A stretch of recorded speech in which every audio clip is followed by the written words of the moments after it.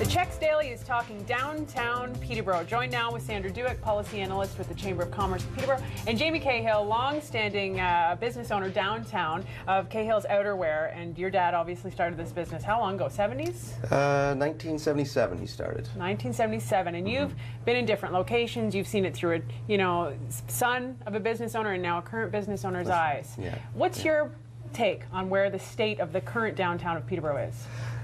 I'm encouraged by the state of the downtown. There's several sectors in the downtown. The one that's working really, really well now, I think, is the service sector. The restaurants, the pubs, the entertainment spots, the Newmarket Hall, Showplace, they're quality places.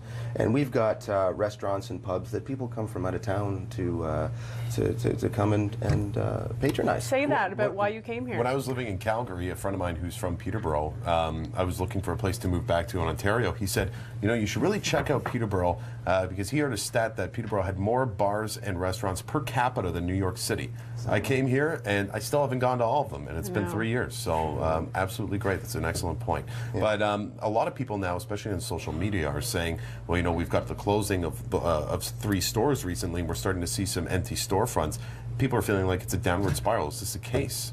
Sandra? I don't think it's the case. And I mean, everybody has to remember that, Peterborough's made up of a number of, there's businesses across, business zones, I guess, across the city, and they all have to work together.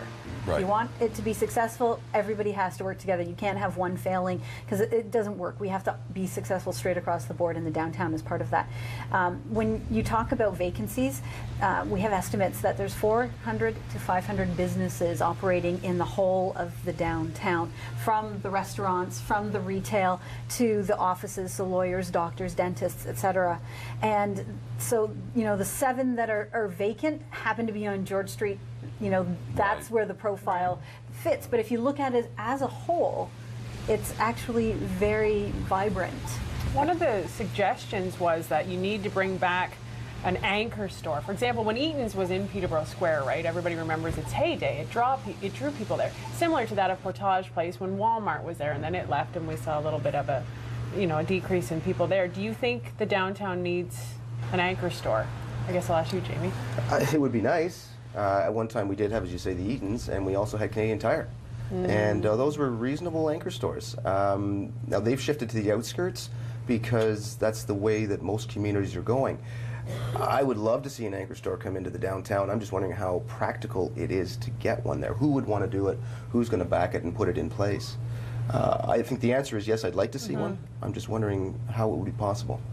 And maybe the anchor store can be, a metaphor kind of for what we're doing already with the restaurants and that sort of thing, because we find that. So maybe those are the anchors. What are the strengths, what's going on, and the great thing, and maybe is that Peterborough's not alone in these questions about downtown. There's so many other communities around Ontario, across the country, that are talking about their downtown, because downtowns are unique. They have the residential, they have the commercial, they have the services. So it's kind of combining all of those together. Are there ways that the city could come in? I'm talking to our friends at the DBIA, and Terry Guile, I know he'd like to see some more upper level residences and some incentives for building owners to do something with those spaces. Get a little more movement on the Peterborough Square, the downtown square, and get those sort of things happening.